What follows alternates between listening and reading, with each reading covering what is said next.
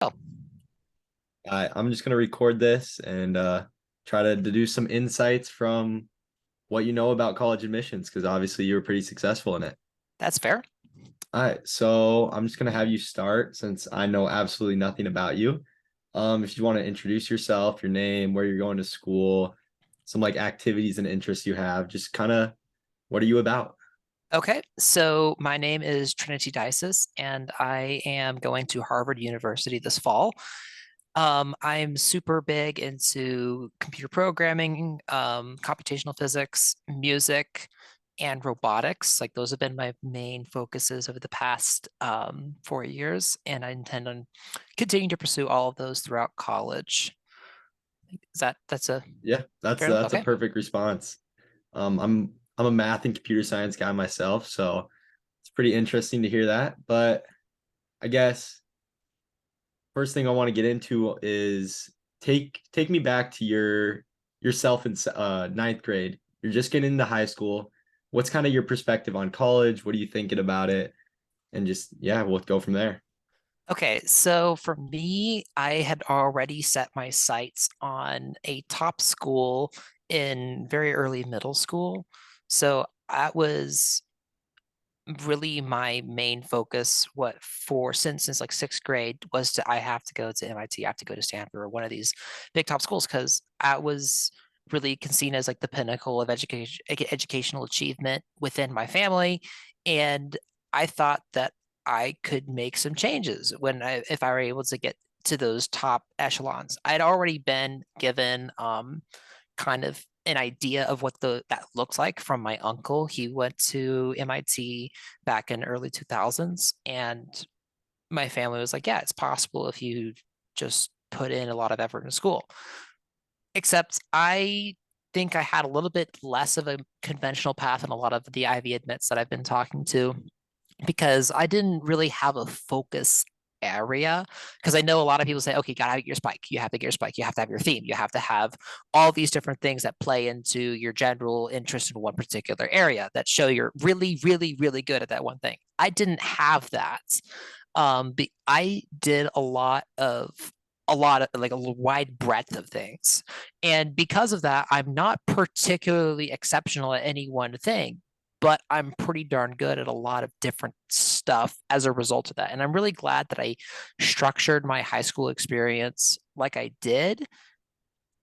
I know a lot, it's not going to work for everybody, but I myself, like as a ninth grader, 10th grader, 11th grader, like I love the ability to be able to go and say, okay, I want to do this and just go out and do it. And I wouldn't have to worry about how it fit into my central narrative because my central narrative ended up just being my love of learning and not necessarily any specific area. Yeah, perfect. I love everything you just said. You touched on a lot of good points. Like you typically hear about the spike model and like developing a focus and having a whole sort of narrative surrounding your application. But I'm going to Dartmouth, so I Mm-hmm. also kind of had my sights set on a top school from an early age. But I was in the same boat as you. I didn't really have that. Um, I went around high school kind of not putting much thought into my college application and just doing what I did was fun, doing what I thought Mm-hmm. was fun. So that took the form, as you said, getting really good at a lot of things, but maybe not overly exceptional at any of them. Mm-hmm. Which, in retrospect, if I was looking purely for college admissions results, that probably wouldn't be the path I would have put myself on. Probably would have tried to develop a focus and follow the more traditional model like that. But obviously not everything's about college. So I Mm-hmm. enjoyed my high school experience. And I guess if you could now give yourself a tip, your ninth grade self who wants to go to a top school, probably top five, top 10, what would you say? Would you want to change anything about your path or?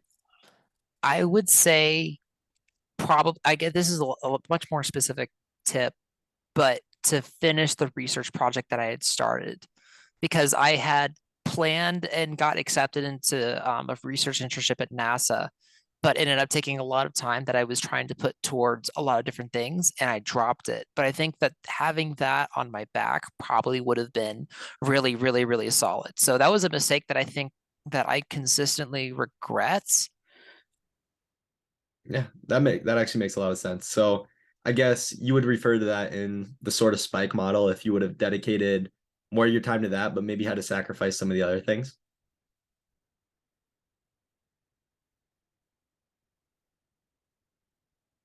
Hello, did I lose you or you? Uh-oh. Oh, all good. I Okay. paused the recording, but we're back. Okay, Uh, okay. Where did you last hear me? Because I was saying a lot of stuff. okay. So I heard when I when you stopped, it was like a very natural stopping point. So I started Okay. talking, but I don't Oh, know okay. if you had more. Okay. What did I say specifically? So I you got to your part about NASA and how you Hmm. wish you that's kind of one of your regrets. You wish you spent more time into that and Hmm. maybe had to sacrifice some of your other things that you did because you knew that would Hmm. be stand out on your resume. For sure, for sure. And I was going to say that something that I've been instructing some of the people who've been asking me for college admissions tips is to complete like individual research projects from a really young age. Like one girl, I'm helping her build a quantum computer as a freshman, and it's like it's only just it's a single qubit optical quantum computer, but that it really shows like a significant investment into your interest and a significant investment in individual research and really is giving that huge bump on the intellectual vitality points that I think that a lot of people could benefit from. And it's not all that difficult to do independent research projects. It's just something that people don't really talk about because a lot of people think, okay, I have to get with a professor. I have to get a research internship. I have to go and talk with the cold email a bunch of professors. But no, you don't really have to do that. You can just develop your own project, and as long as you're talking to people who have done it before, who know what they're doing, then you're going to be in good spot. And the internet is an amazing resource for anybody who's willing to get involved with that. So even if I didn't do the NASA research, I still would have encouraged my younger self to do at least a similar like personal development project at that age. Yeah. I completely agree with what you said. If I could go back and redo it, I wish I would have spiked math a little harder. I Mm-hmm. would have done what you said, cold emailed professors, even though you say you don't have to do that. That would have been my approach. Cold emailed professors, try to work with them, do some high level math, and make that my spike. But I guess I kind of want to dive into your NASA opportunity a little bit. How did you get that sort of like you said it was like a research internship type of Mm-hmm. opportunity? So I had this. This is not going to work for everybody because I had a friend of mine's father through scouts. He was severely autistic, and I worked with him a lot on like learn teaching him higher level math. And his father was really impressed with how I was working with him, and he showed me around to his friends, and I really enjoyed the laboratory. I got to tour NASA Langley Research Center, and I suppose I said the right things at the right times, and they said, "Hey, if you want to work with us on anything, just send us a project proposal forward, and we'll help you out." So it was obviously a moment of serendipity, and I it was really stupid of me to have not capitalized upon that at that time because that really was kind of like a once in a lifetime sort of thing that I could have um, had, but it didn't end up going through because I said, you know, this is I don't have the time or the resources to Yeah. put to this to make it work. So I think it was a good decision in the moment for me because I was really overextended at the time, and I definitely did not want to damage the repute of the person who recommended me. I didn't want to um, make it look like to the NASA people that I was working with that I was their second priority because I would have been disingenuous and unfair to them. So I did make the right call at the time, but I would have said, hey, drop like three or four things, and you would Yeah. have been fine. That's very mature perspective. And I guess we could kind of transfer that into advice for because obviously you have a very unique situation in that, and not everyone has opportunities to do research for NASA. But I mean, that's super cool. So you would say that if an opportunity would come along for, let's say, a sophomore or junior who wants to go to an elite university, and it might be kind of a time like a time suck, but the prestige and the merit of this one thing is that worth sacrificing 3 to 4 different kind of moderate activities? Oh yeah, 100%. High value activities are always the top thing you want to be on your resume. And I mean, I did a lot of just like bogus school stuff around my high school experience just because it was fun. But I did not talk about it anywhere on my Common App. I didn't talk about it anywhere on my applications. And I have these things that I put literally thousands of hours into that I just never spoke about because they weren't really high value activities, right? And when you come to that point, you're going to have to check. You only have these 10 slots to put in. What did you actually do with your time?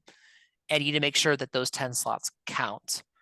And I know a few people who got in with very short things, like they only had like 6 or 7 week things to put on their application, but they were all super duper high value. And even though they didn't have like this long-term commitment that I did, they still got in because of the value of those activities that they proposed in their application.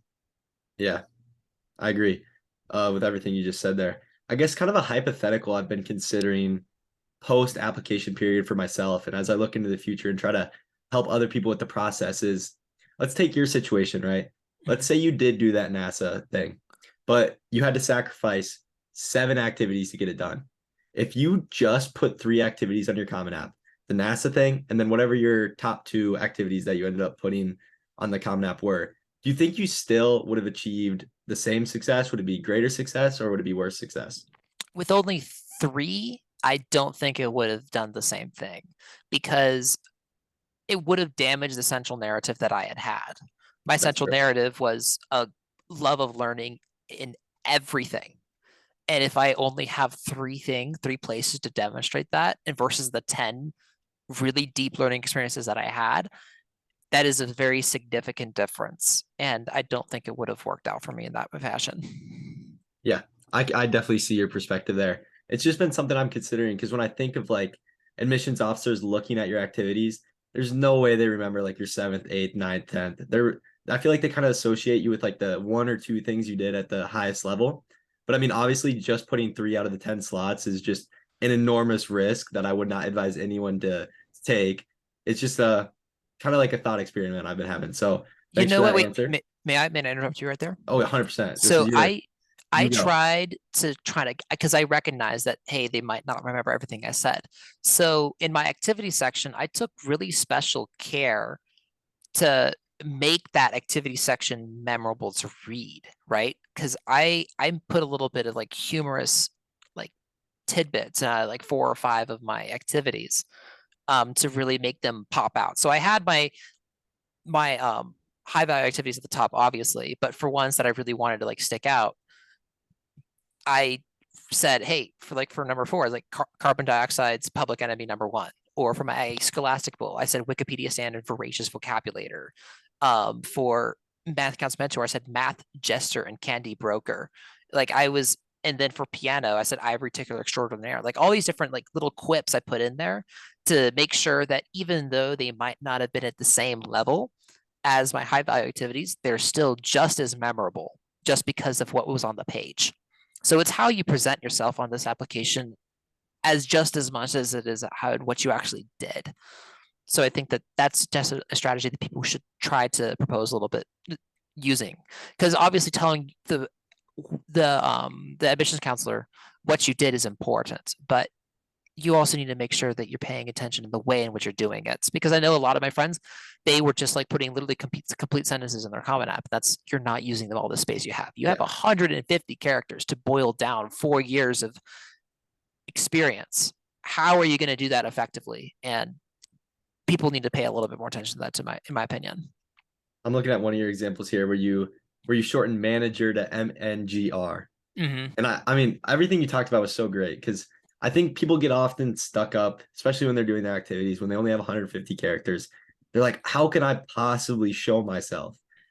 And I feel like your examples that you gave are just such a good representation because you not only showed everything you did, but you inserted your personality into it and you Mm-hmm. used the space like it was. It's just space. You can do whatever you want with it. And I feel like Absolutely. that applies to the essays too. People get very stuck up in like this has to be of a certain structure, of a certain type, it has to follow a certain storyline. You can get away. I won't even call it getting away. You can entertain them with some crazy stuff. The space Absolutely. is yours. Mm-hmm.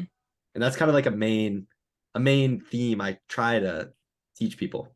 Mm-hmm. No, I completely agree. And I think that also reframing the way you're thinking about these spaces is very important. It's you, the characters you have or the word counts, they become your economy, right? You have an economy of letters, and you have to choose how to spend each individual character very, very intentionally. It needs to get to the point where if you remove just a single letter or a single punctuation mark, you are losing meaning in your essay or your activity. Because if you can remove something, then that means that you're not maximizing the space that you have available. Love it. I also will add that if you get kind of in that habit of maximizing every single character, you can use a little bit of like opposite sort of structure to make something stand out. So Mm-hmm. I guess I'll give an example of that. You put all your activities down, you mostly use the characters, but let's say you had a certain activity where maybe you didn't have like four different lines to condense into 150 characters, but you had one really, really impressive achievement. To really make that stand out, you could just leave that. Maybe it's Mm-hmm. 30 characters, but that's just going to draw attention of it in the sea of your already well formatted 150 characters and everything else. No, I definitely agree. I do feel like it is taking a risk, and it Yeah. needs to make sure that whoever's doing that is being very intentional about where they're placing that risk. Yeah, it applies to very certain scenarios. Hmm. I guess now I kind of want to take a step back. We kind of got really in depth really quick, and you were given so much good information that I wanted to keep going with it. But let's just go back to what type of schools did you apply to? How did you build your school list? Did you ED anywhere? Did you restrictive early action to Harvard? Kind of just want to figure all that out about you. So I am a procrastinator. I am such a terrible, terrible like procrastinator. So I knew that if I tried to EA anywhere, it wasn't going to be high quality, right? So I took the first early action deadline that I had. I only did one. I only did Georgia Tech. And that really forced me to understand like the application process, because at that point I had kind of tried doing my activities list. I kind of tried on the personal statement idea, but i I really started the application literally the day before the deadline was due. I was like, what the hell am I doing? And I realized just how far behind I was in this entire like application process. I did not know how to write my supplementals. I did not know how to write my essay. I only had really had exposure to academic writing and like research writing. And it's such a different way of thinking, right? It's such a different style. And after I had that first like jump scare with Georgia Tech, I was like, okay, I actually have to get my ass into gear. Really have to start looking at this and taking this seriously. So after I submitted Georgia Tech, I was deferred from Georgia Tech. I then did the Virginia Tech early action, and then the rest of my schools were the regular decision deadlines. So I after that I had to submit Stanford early because that they require you to submit your application a month early because of the for the arts portfolio deadline. I did UT Austin, I did University of Rochester and Vanderbilt's, all in that all four of those schools had like the same late November, like December 1st deadline, or I think it was either that. You know, it was definitely December 1st. And those I still really was really shaky on with my essays. I still my Common App essay. I'd only done 7 drafts. No, four drafts of my Common App by that point. And then the next month, I brought my Common App essay to 44 drafts. I completely, like, I just grinded supplementals. And I actually did have an interesting way of going about with my applications, different a lot of people. So my parents were I don't know if you read you I don't know if you went through my entire Common App or not, but Yeah, they were briefly. really, yeah, they were really opposed to my transgender identity. So I had to fill out twice the number of applications that I actually submitted. I had to fill out one application for them to see it, for them to approve and say, okay, this is has the content that we think is appropriate. So I just applied to 21 schools, but I filled out 42 applications. I wrote a separate set of supplementals for absolutely every single college. And as miserable as that was, I think it was essential because it really gave me a significant amount of practice in figuring out how do I frame myself on the paper. And as I got to my last 5, like my Ivies, I feel like those were my best applications that I submitted just because of the amount of practice that I had writing all those supplementals. So my full college list, let me pull it up real quick. I had obviously Harvard, MIT, Princeton, Stanford, Yale, Cornell, UT Austin, University of Rochester, Rochester Institute of Technology, Vanderbilt University, Williams College, Carleton College, UVA, Virginia Tech, Georgia Tech, um, Carnegie Mellon University. Where else? Shoot. Sorry, it's hard to remember this all off the top of your head. You don't have to go extensively into every single Yeah. one. But you're getting the idea. Yeah, Like they're all like fairly high up there as far as like their recognition. And then obviously my two state schools. Nope. I guess so. Which ones of those did you get into? Like obviously Harvard. Mhm. And then are there any other notable ones? Got into Princeton off a waitlist. I got into Cornell. I got into UT Austin. What else? Georgia Tech, I got in off the deferral. I got University of Virginia with the Rodman Scholar, which means that they recognized me as the top 40 applicants for engineering out of their entire application pool. So that was pretty significant. What other notable ones? Williams College, their acceptance rate went down to like 4% this year. So it was really selective. Carleton College, I also got into. I was waitlisted to Amherst, waitlisted to Duke, and waitlisted to Johns Hopkins. And then rejected from Yale, rejected Vanderbilt, rejected Northwestern, rejected Northeastern, which was really bizarre. And rejected Carnegie Mellon. Interesting. Oh, wait, MIT. So I was rejected MIT. Yeah. I'm just going to bring up some of mine to kind of contrast and highlight how wild the application process is. So you got into Harvard, you got into Princeton off the wait list. I restricted early action to Princeton, got rejected. But you said you got rejected from Vandy. I'm wearing my Vandy shirt right now. Congratulations. Got accepted there. But yeah, so that just highlights how random it can be. And obviously it's going to shake out in a different way every single time. But clearly you had some very strong insights to get into multiple of the top schools, arguably two of the top 3 or 4 schools, Harvard and Princeton. So I guess where do I want to go with this next? You talked about your essays, you talked about your activities. If we wanted to briefly talk about honors. So my honors, in my opinion, were not that significant. Like I have Eagle Scouts from my scouting experience, and I didn't really talk about my Eagle Scout project all that much, even though I did put a lot of work into that. What else? I had my AP Scholar with distinction because like I've gotten 5 on every single AP test that I've taken, except for chemistry. Oh, yeah. And what is it? Comp sci, because there was like some family stuff going on during my comp sci exam. So, but I also explained that in my additional information. What else? I had, my Virginia Science Olympiad. I didn't have an opportunity to talk about my Science Olympiad experience within my within my activities because I didn't have enough room. So I took this as an opportunity to show, hey, I did succeed really well in this one competition, but I didn't have an opportunity to really write about my stuff. And I think that was probably the best way to frame that, because Virginia Science Olympiad, it is just a competition. There's really no service aspect. There's really like I didn't take much of a leadership role in the club. I just grinded the events, and that was about it.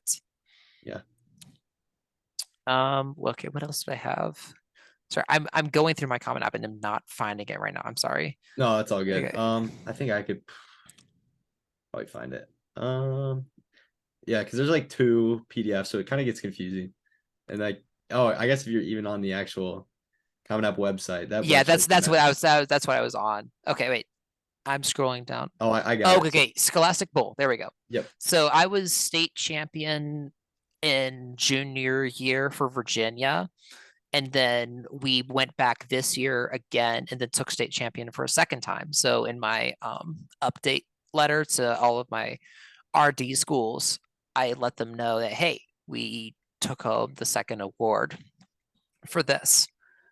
And they let us that went through. It was fine. And then I also so that's just like answering questions. I don't know if people are familiar with that competition. It's like random trivia about literally anything. You have math, you have geography, political history, you've got science, like so that goes into physics, biology, chemistry, fine arts, et cetera, et cetera, et cetera. So you just like a really broad knowledge base is required to succeed for that.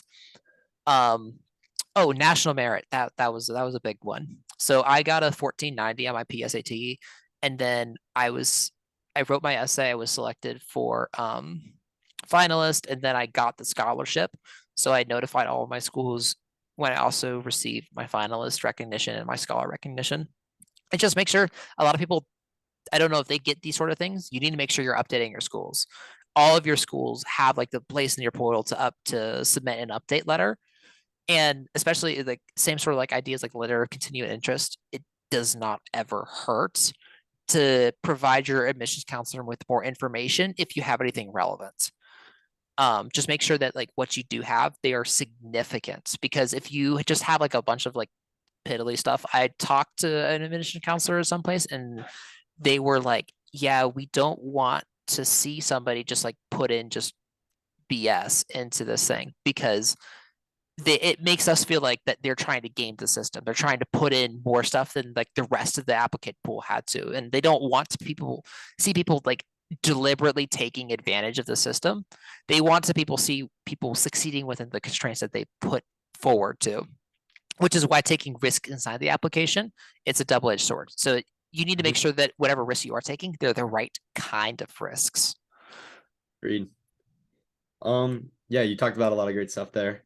I fall victim to I was also national merit semifinalist, put that as my honor. Then I got finalist.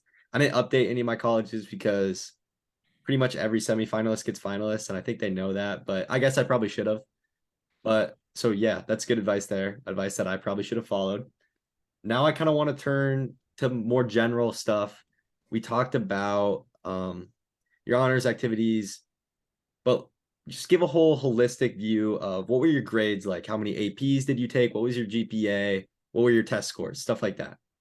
Okay, so I took throughout my so this is inclusive of senior year. I took 18 AP courses, AP/DE courses, and I was basically maxing my AP load every single year that my school would allow me to take, and it didn't really matter whether or not it was in my interest area, because they have like this academic rigor score for you, and they want, and to get that two for most schools, you have to take every single like honors AP course that your school will allow you to take, because if they're going to see that you're not taking full advantage of the academics your school has to offer, they're not going to expect you to do this, to like change that when you get to their school. So I know a lot of people are like, don't take APs if you're not interested in them, but if you're looking for a top school, basically every single successful applicant is going to have every single AP course that they can take, right? It doesn't really, if your school doesn't offer them, that's one thing, because they know that in your school report, they're going to tell your admissions counselor, hey, we don't offer these things. But if your school does and you're not seen taking advantage of them, that is a significant issue.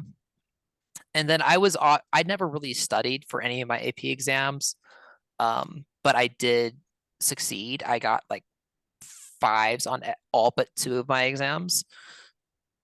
Um, so I was very strong in all of my AP coursework. I was getting consistent A's, A pluses, and everything. Um, but my GPA was kind of soured with my 4.46 that I applied for, because I had moved from a different school division and they did not recognize a lot of the honors credits that I had taken at my previous school division. And my previous school division also did not distinguish between A plus, A, and A minus, whereas this place did. And you get a extra 0.3 bump in my school division for having an A plus in a course, and that was not reflected when I was transferred over. So I did lose a lot of weight. I went from a 4.9 in freshman year to a 4.0.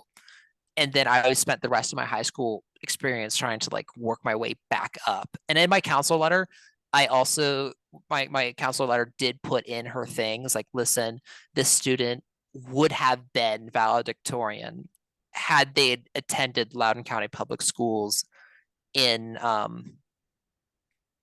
freshman year. So I did have that going for me. So having the like, extra explanation, I also mentioned a little bit of that in my additional information. Actually, I think a lot of people fail to really utilize the space in their additional information. So making sure that if you have a situation like that and you talk to your counselor, you have to talk to your counselor about that, and you also have to talk about it in your additional information because they need to see that what you're saying, what your counselor's saying matches you, and what you're saying matches your counselor. So it's very, very, very important to take advantage of that. Agreed. I think some people do fall in the trap. You talked about like sending BS and like your updates and letter of continued interest. And that could possibly fall under the additional information section. But in your case, obviously, you had a very good thing to put in that. And a lot of people do underutilize that when they do have good things to put in that. But I will just caveat it by saying your application is already long enough and they don't have infinite time to read it. So if it's not something that you really want them to see, don't just try to fill it in, you know? For sure, for sure. But if you do have If you circumstances, do, 100%. mm, Okay, it, so, all right, if you were gonna go ahead. I was gonna say just one more thing about the additional information is that if you did have a struggle that like significantly impacted your experience, you need to make sure that you factually outline that struggle, but you also approach it with a mature aspect. Like you can't go into this and make it look like you're whining about what happened, right? You have to show that you approach it with maturity. You came to a solution, or at least you are working towards one. And that's what I was very, very careful to like make sure that when I was handling like the situation with my family, I was doing it in a very like careful fashion to make sure that I wasn't like unduly blaming my parents or I wasn't unduly blaming myself. I was showing that like aspect of, okay, this was the situation. This is how I responded to it, and this is how I'm going to continue to respond to it. So people have those sorts of things. Colleges want to see. I know life's problems that they throw at you are not ever supposed to be cut and dry, something you can put into a little box. But the admissions counselors love having that ability to just like, oh, look, this person had a struggle, they overcame it, and they're continuing to do that. So the best you can, try to fit into that model because if you don't, you might suffer for it, even though that might not be the case with whatever you might be dealing with. Yeah, 100%. Yeah, they can tell when you're being emotionally mature about the situation, and they want to admit students that have those sort of personal qualities. And I'll applaud you for that when you were talking about having to write double the amount of essays because of your family situation. You didn't complain about it. You just viewed it as a challenge and you viewed it as something that benefited you. So that's very Absolutely. mature, and I want to take a moment and appreciate that from you. Thank you. But now I guess okay, so grades classes, pretty much A's, A pluses, 4.5-ish GPA would have been higher if it was correctly Weighted, adjusted. yes, correct. So did you submit test optional? Did you submit with tests or I submitted with tests and then I submitted with a 1568 SAT score. I did not submit ACT because I never took it. yeah. Okay. That's perfect. It's good to kind of get a whole picture of it's easy to tell people like, oh, they did this activity and this activity, but that's kind of vague. When you actually Yeah, have those concrete statistics that helped you get into a top school, it helps a lot. for sure. Okay, so do you have anything you would like to talk about? I mean, did we really go into like a specific what the activities were? Do you think that's important, or do you think just 100% we like can go back to that. okay? So if you want Um, to just run through your activities, talk. We do have 5 minutes left on this Zoom, so okay. I will say that, but the time is yours. Talk what you want. I am perfectly happy to enter a second Zoom call if you feel like the need to. Yeah, if we're at the point where we need it, 100%. Okay. So my first primary activity was my experience with First Robotics. So I have been a member of 5 teams and the founder of 3 separate robotics teams. throughout middle school through high school. I did FTC, FLL, and FRC, so all three of the tiers. And then when I moved from my old school, I used to be on a super, super successful team. If people are listening and think like it's Triple Helix 2363. And then I moved up here. There was only one team in my area, and that was the Robo Loco team with our governor school. And that was very inaccessible to the general Loudoun population because you had to attend that governor school in order to be on an FRC team. So I spent 2 years trying to assemble all the resources, the mentorship, all the stuff that we needed to um, make FRC a reality. And then I assembled that team, and then we did pretty well this past year. Got rookie all-star award at one competition, made it to the districts. So very, very proud of where we went with all of that. I did a lot of mentorship through that as well. I across all the teams, we've had 140 members that I've impacted with different like mentorship resources and like directly teaching a lot of the skills involved with robotics. And then the rest, like the next two activities are actually offshoots off of my first experience. So with FRC specifically, they have outreach projects that you have to do to balance your competition aspect. Because first, it's all about making an impact in the world around you with the resources that you have. So for one of them, I had the Assistive Technologies Development Project, which is where we crafted different devices to be used in special education classrooms around the county. And we ended up producing over, I think it was like what, $14,000 worth of merchandise for the county, because what would normally cost $225 was a little button that would be able to, you would press it and then something would happen for these students. And we were able to produce the exact same button on our own 3D printers for $3 a piece. So we just mass produced a bunch of those. We also did key guards, which are like little squares that you put over an iPad, and nonverbal students use those iPads to communicate. And some of them have visual issues as well. So it's easier to put for them to communicate if you have like a physical barrier to demonstrate the divisions between the different squares for them to communicate. And then the last thing we did is we partnered with Go Baby Go, which is a service project initiative started by a professor from the University of Marymount, I think. And it's basically where we take Power Wheel cars from Walmart, which is like $225, and then soup them up specifically for students who have mobility challenges to use. So the girl that we were working with this year, she's I think was like 3 years old, and she has cerebral palsy, so no control of her lower legs. And we completely changed it. We ripped out all the electronics and then printed our own circuit boards to make the control interface completely operable with her hands, where she can reach and how she can move. And getting a wheelchair to do the exact same thing, to have the same level of control that she had, would have cost upwards of $20,000 on a custom build. So we saved a lot of money for those families in doing that. And then like the third like main thing that we did, Hold on, like, I'm gonna cut you off before you start okay, this one, just because the Zoom meeting's kind of ending in time, but we can start a okay, new all one. We'll hop right back into it. right, sounds good. I'm just gonna end this one, pause, stop the recording, and then I'll send you an invite in like a minute. Mhm. All right, the recording is started. I'll let you either, if you want to resume in discussing your third activity, or we can talk about your activity's broad picture and Mhm. kind of scale out and talk about more kind of the model you used of following your passions everywhere Mhm. and connecting it to your level of learning. You Okay. kind of pick where you want to go with that. All right. So I think that's probably the better way to do it. So a lot of my activities, like I made sure that I had a lot of very high value things where I had a lot of impact in a particular area. I had like a lot of like really good independent research that was involved in making these things happen. So I made sure that I had a breadth of different experience areas. So I had music, I had robotics, I had Scholastic Bowl, I had my different like areas, because like my Jefferson Lab research internship was very, very different than my assistive technology service project. Like Jefferson Lab was all about computational physics, that was like data analysis and stuff, whereas like the service project was about engineering, CAD, and material science and stuff.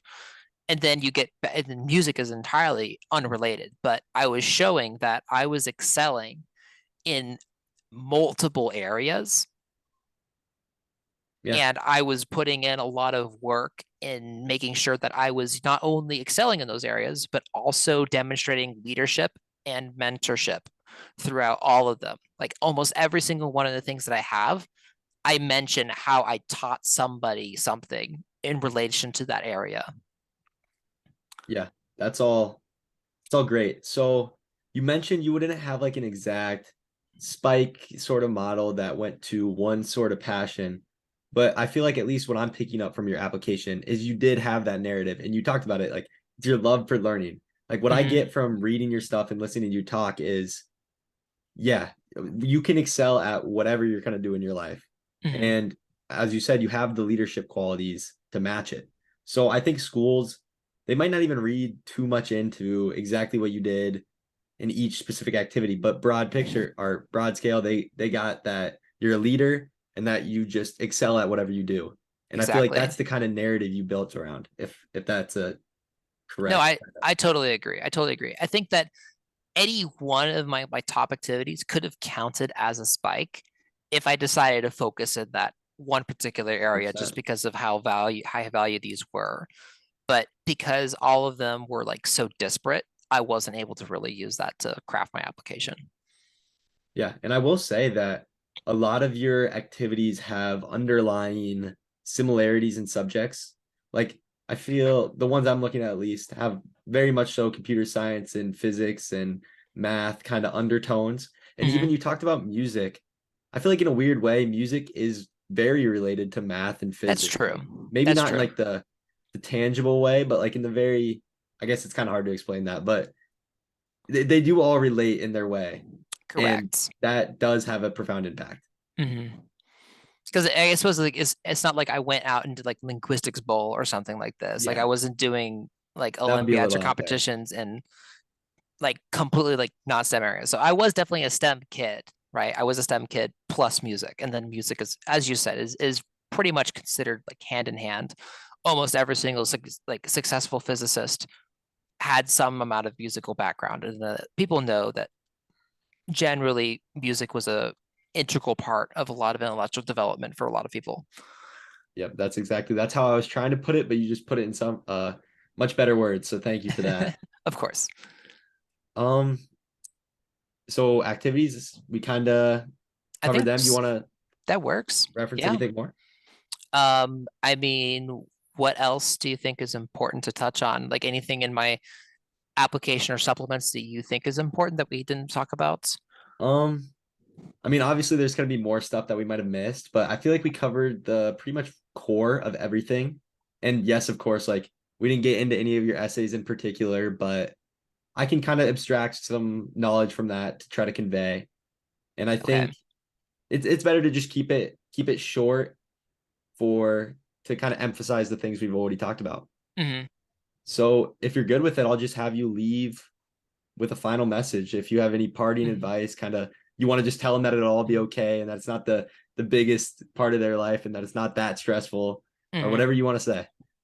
Okay, so for this, I would say it's don't do whatever you're going to do to get into a college, right? Like to me, even though getting into a top college was a goal of mine, it wasn't my central goal, right?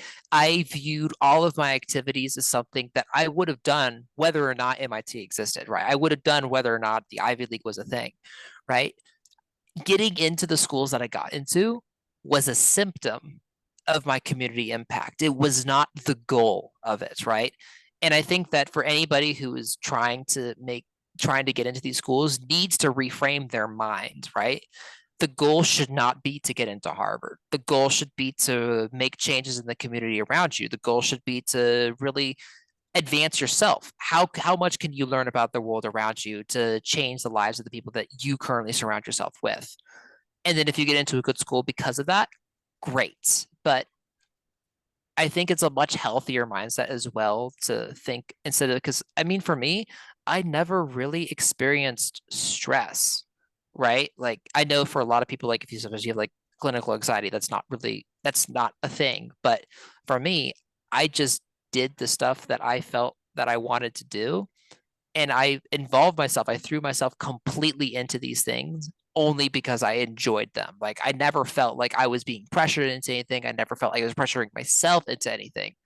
I knew my capabilities. I knew what I could do. I knew I was like I sorry, I already said that, but I knew myself very, very intimately through about this entire process. And I stayed true to that self. So making sure that people are not pushing themselves into directions that they aren't supposed to go in, or trying to inorganically create these sorts of profiles. That's not the way to go. You're not going to be a happy person, and you're probably not going to be able to get into the places you want, because schools can tell when you're not being authentic to yourself in your activities. So that's my 2 cents. But That was thank you. all beautifully put. Um, there, you said some quote in there that I'm gonna have to go back and like actually steal out of this and put in the text Okay. form, talking about getting into a good college is a symptom of, I don't know exactly how you put it. Oh, I'll as I said, it's like all the your community impact, right? It's Yeah, getting into a good school. It should be a symptom of that, and not the goal of that community impact. yeah, 100%. That was amazing. And the way I see it is, if everything you do in high school is to get into Harvard, what are you gonna do at Harvard? Exactly, right? Like you have to have some other piece Yeah. motivating you, pushing you forward to make you a successful student at any one of these schools. Oh well, I guess we can end it there. I'm gonna ask a selfish question about ping Mhm. pong after I end the recording, because I saw that in Oh, oh, one of of your course. essays and I need help. But Okay. uh yeah, so thanks for doing this. You Yeah. had some great insight, and best of luck at Harvard. Thank you so much. To you as well at Dartmouth. Thank you.